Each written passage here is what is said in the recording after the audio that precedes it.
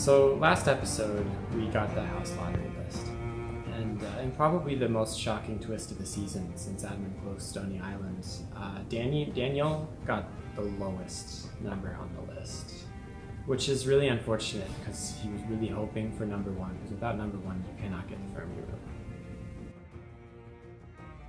See, Danny kind of forgot that because he transferred from Snell to Hitchcock in spring quarter of his junior year, that he completely threw away all of his housing seniority.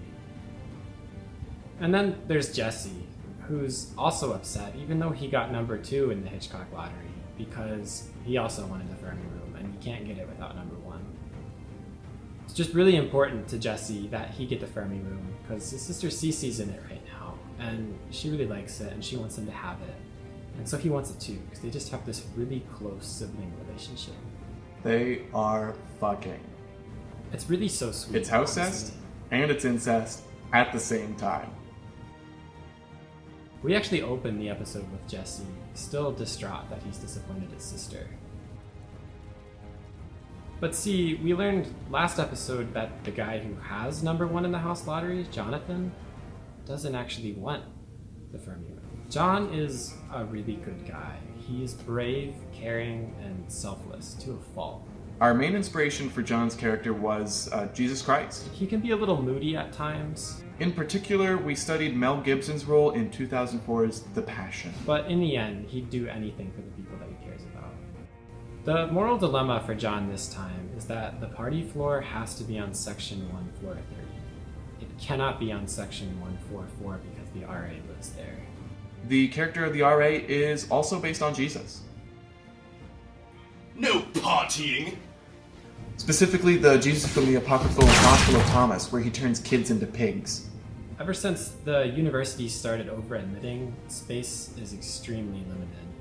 And because of the water fountain on the 3rd floor, it's just shy of being prime real estate. So every upperclassman with a sucky lottery number is going after it.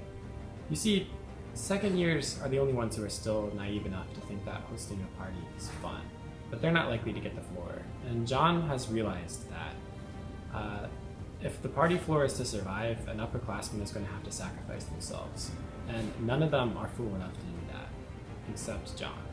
But then there's the issue of John and Danny. Also fucking.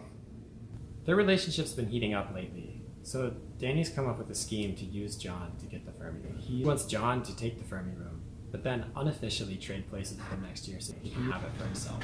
Danny, I can't do it. If I give you the Fermi Room, Snell Hitchcock won't have a party floor. You don't even like parties, John. You stand in the corner and suck. It doesn't matter what I like, Danny. It's about tradition. Snell Hitchcock has always had a party floor, and winter quarter is coming. If people don't have a place to party in the safety of their own dorm, then they'll be going to fat rages, and I can't betray my people like that, Danny. I want the Fermi Room, John. My uncle had it in the 80s, and his uncle before him. It's mine by right, but I can't have it without your help, John. Danny, I'm sorry I can't do it. I can't betray our people. Danny's been through a lot at this point. She sacrificed her 3rd-year priority in Snell House lottery to move into a closet single in Hitchcock last quarter. And she did it all to get the Fermi Room. And now John's not going to give it to her. So it's definitely in character for her to be a little upset. Drop this holier than thou nonsense, John. I know what this is all about. You're trying to curry your favor with the people so you can run for president next year. No! Of course that's what it's all about. Not only do you want to take the Fermi Room, but also the presidency. Danny, I don't want it. Of course, then promise me, swear to you, you'll never run for president. I need your help, John. Give me the Fermi Room. Danny, you're my queen. John and Danny really like each other, but they've only really been intimate since they hit it off at the 3rd year formal on the lake. Boat sex! So their relationship is still new, and this is the first real test of their mutual attraction for one another. Now, Jesse doesn't know any of this is happening, but he really might have a chance at getting the Fermi Room after all.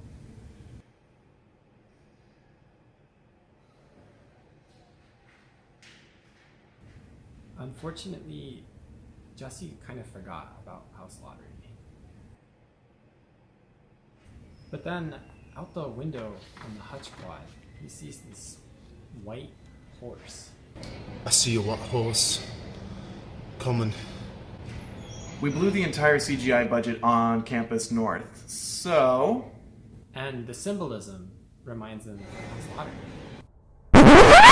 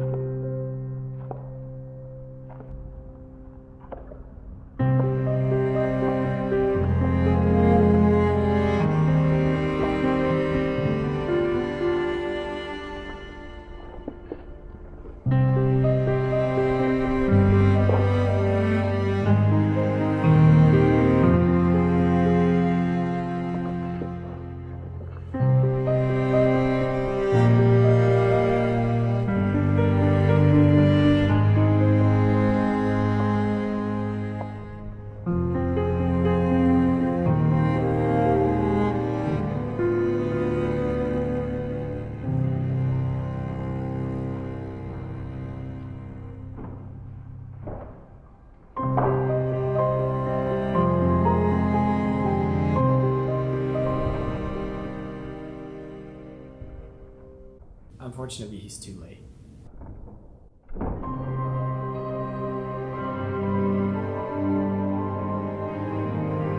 With that, Jesse has gotten fucked every episode since the series premiere.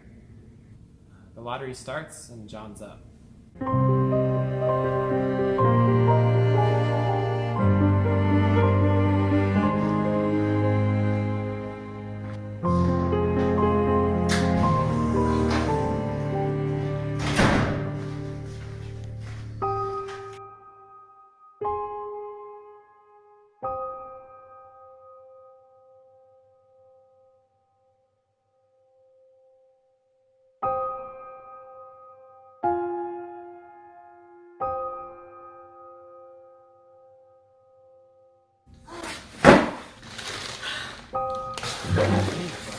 He knew this would happen.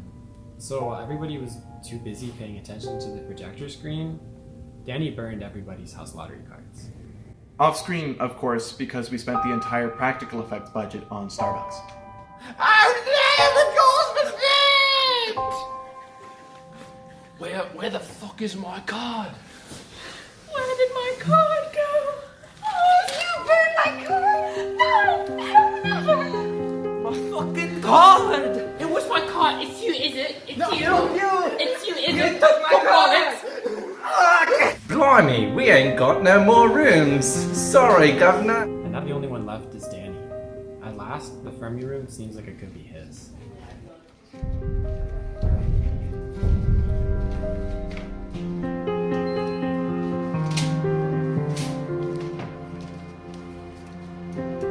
Danny, you shouldn't be picking your room for hours, so as soon as John sees him, he knows exactly what's up.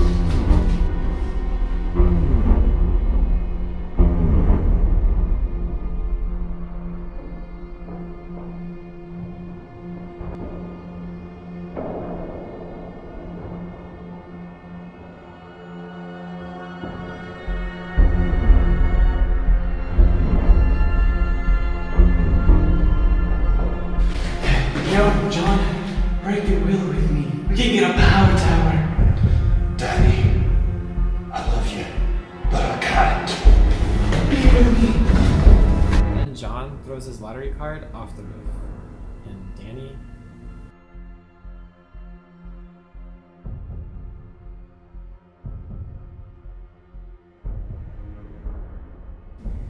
Yeah, we actually couldn't be bothered to film that part, but if you've seen the end of Return of the King with Gollum, it's just that. we knew that twist would be shocking, and we almost ended the episode there because we didn't think that people could take their expectations being any further subverted. But there's still the question of the Fermi Room, and if you thought the twists were going to stop coming, then you clearly forgot you were watching Game of Thrones.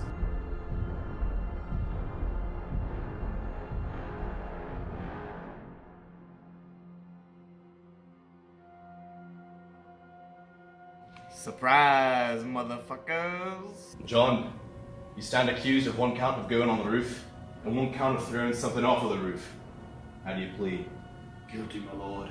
So be it. There's but one consequence for roof going and off throwing. Banishment from housing.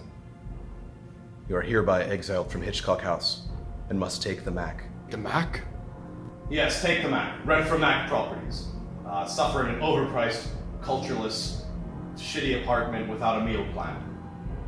True torture. Now be gone.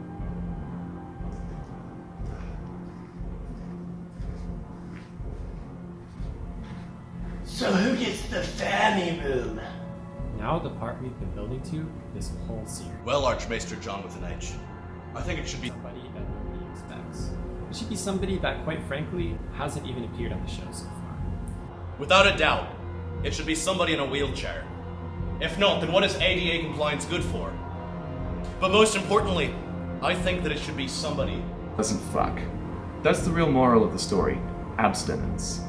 And if you think this is a twist, you haven't been paying attention. It's a prophecy as old as time. No sex in Snell. No sex in Snell.